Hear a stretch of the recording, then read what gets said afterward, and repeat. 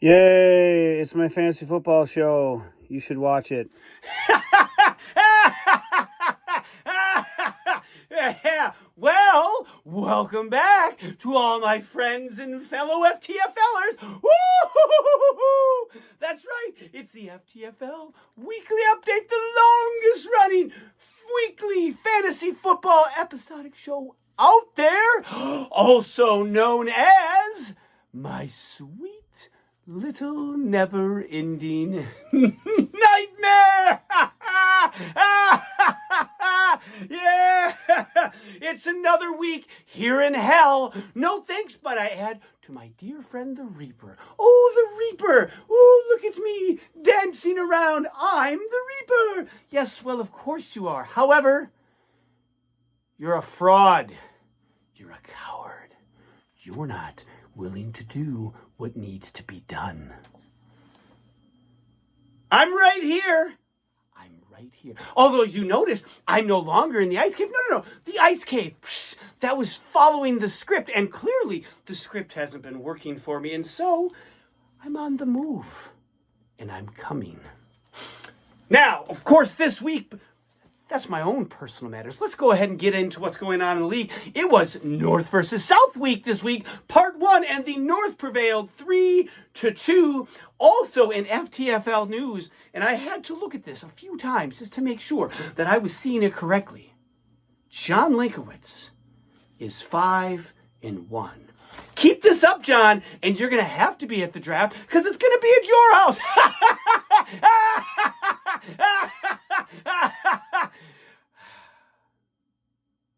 Anyways, we had some games this week. They were played. I will get into them, and we're going to start with Mr. John Dickweed coming in at 4-1, taking on Make Cramerica Great Again. Also, 4-1. 2 division leaders squaring off. 95.5 for John, 81.5 for Sid. And all of a sudden, Sid's team, who was dominant, is banged up. Injuries aplenty. And what do I have to say to that? Welcome to my world, little boy. Yes, if you're John, Harrison Butker, a kicker, that's right, a kicker, because we all know kickers are so valuable, especially in this league. Kickers and quarterbacks, that's what it's all about. 19 for him. Justin Herbert, 18.5. Keenan Allen, 13.5 on Monday night. DeAndre resurrecting his career Swift with 12 points. And then John last week, as we noted on the show, Darnell Washington, gone. In his place, Logan Thomas, he of massive amounts of points last week, but this week, he only got a half point more than Darnell Washington would have got. It is clear John does not need a tight end. So, John, pay $5 a week. Let's be honest, you're going to get that money back when you win the league, and just don't play a tight end. Just let it be. If you're Sid, Tyreek Hill continues his assault on the NFL. 23 points for him, 16 points for Brett Maher, a kicker, mind you. Lamar with 14, Ramondre, newly added Stevenson, 12.5 points. David Montgomery, the star of the show, 15 plus points a week. This week, 2.5. Puka Nacua. I called him Pika last week. You know what? Pika, Puka, potato, mosquito, moscato. It really doesn't matter. He had 2 points this week. He has been averaging 16 plus points. But why? We all know why. Because Ball Hog Cooper Kupp is back. And Matthew Stafford can't really handle. No. He can't handle throwing to more than one receiver. So poor little Puka. Poor Puka. Yes, he only got 2 points. And Sid, you are trending downwards. Justin Jefferson is on the IR. Khalil Herbert is on the IR. David Montgomery is banged up. And I am delighted. You fall to 4-2. John moves to 5-1. Next up, the southbound pachyderms, the pigs, the rhinos, the hippos, whatever sort of pachyderm you would like to choose, coming in at 4-1, taking on the radioactive monkeys. A battle of second place teams in their respective division. Last week, both of them had season low point totals. This week, one of them rebounded while one of them went even lower. 95.5 points for the Monkeys, 56 points for Swartz Pigs. If you are Adam Saltmarsh, Raheem Mostert without Devin Kane on the bench, out for 4 weeks, 27.5 for him. Jalen Hurts, 18. Casey's defense, 16. Stephon Diggs, 11. Devontae Smith, 4.5 points. If you've been paying attention, and some of you probably haven't, but really, what else have I got to do? I mean, one, I run the show, and two, I'm not watching my team clearly, because what's to watch? It is a garbage fest. And actually, no, I take that back. My team is not garbage. My luck is garbage. Has been, is been, always will been. Devontae Smith, 4.5 points this week. Over weeks 1 and 2, he combined for 31.5 points. Over the last 4 weeks, 14.5 combined. Where have you gone, Devontae Smith? If you're the Pigs, newly acquired Kenneth Walker III got you 11.5 points. No one else in double figures. 53 points on your bench. And as I said, a new season low for points. 2 losses in a row drops you to 4 and 2. Still, I don't know if you have the team that is going to take to beat Matt, to beat Salty, and dare I say, to beat John. Maybe you won't even beat me. I'm never going to win. No, I'm not going to win because I'm not destined to win. It's never going to happen. And in fact, not only will I keep losing, but I will sit here in this chair or wherever I may find myself in the following weeks, waiting on the Reaper. At some point, I'm going to be done waiting and I'm going to take action.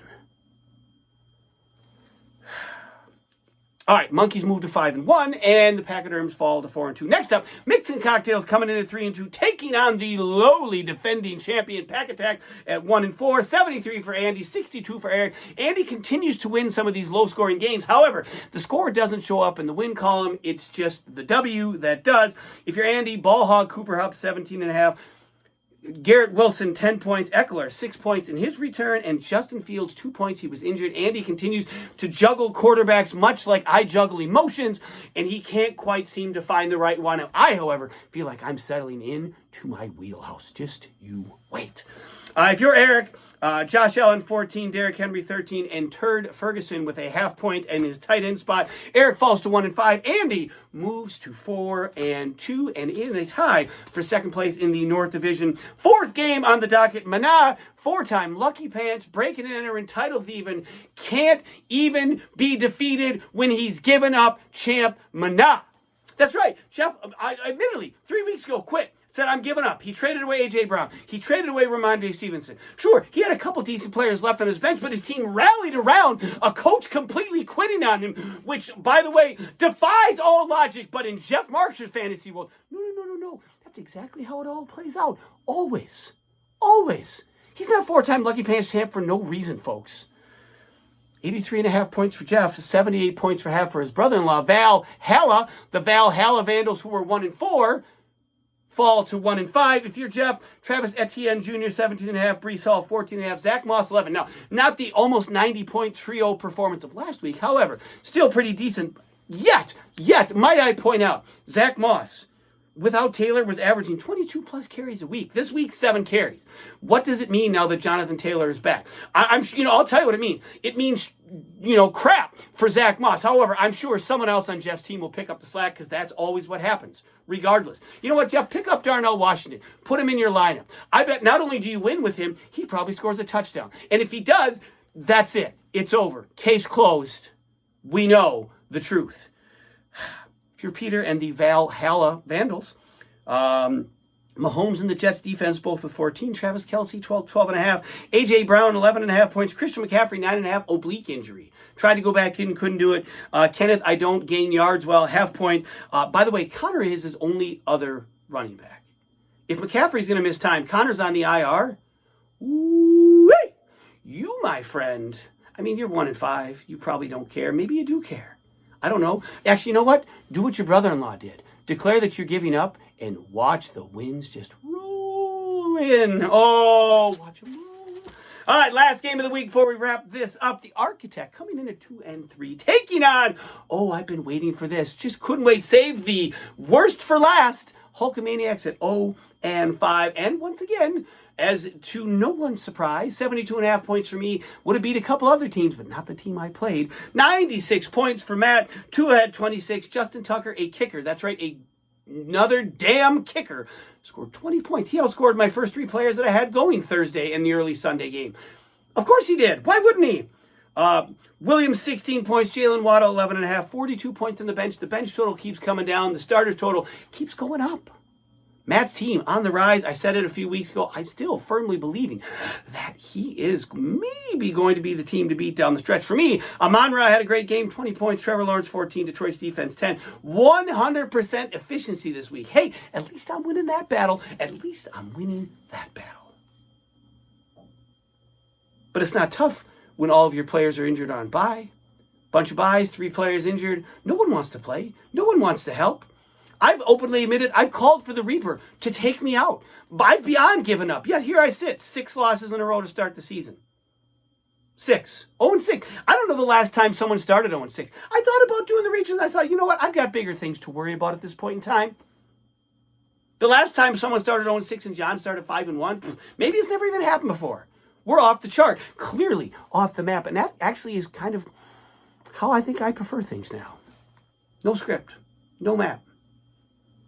Just on the fly. All right, well, let's wrap this up. The stud, the dud, and the cringy. Stud of the week, Raheem Mostert, 27.5 points. Dud of the week, Puka Nacua, 2 points. Well documented. I said it. I think his time, sadly enough, might be coming to an end because Matthew Stafford only has vision for one receiver, and Cooper Kupp is a prima donna ball hog. Cringy, you know what, cringy? It's the Reaper. It's the Reaper because he's a coward.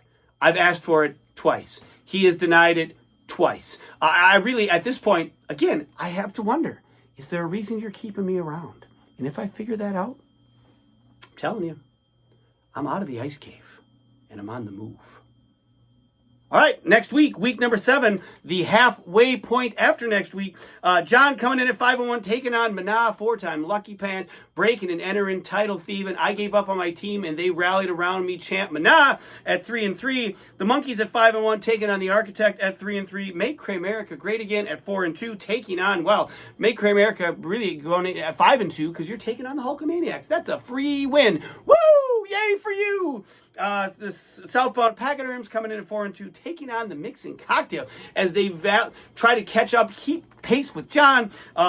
Mixing Cocktails 4-2 as well. And lastly, the Pack Attack at 1-5, taking on the Valhalla Vandals at 1-5. And with that, my friends, that's the end of this little show. That's the end of our fun time together. And hopefully, like me, you're left with a smile on your face. Until next time. Peace.